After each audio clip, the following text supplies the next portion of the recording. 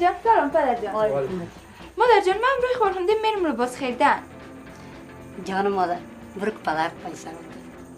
بازم عروس پیسه از کجا میشه؟ من خزانه دار بانک نیست. مادر جان او مرده که یک دختر نازدانه دارم بده برش پیسه کالا بخره بر خود. چقدر سختی میکنی؟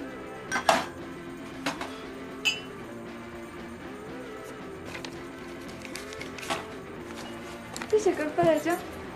خدا حافظ مادر جان. بازم اگر این آزادانایت باشه من فکر میکنم که دختر یک گل دو خواهد داد. این گپای تو معروض است. فرشته جوان شده در بین همسند سال خود وام یک گل زو داره.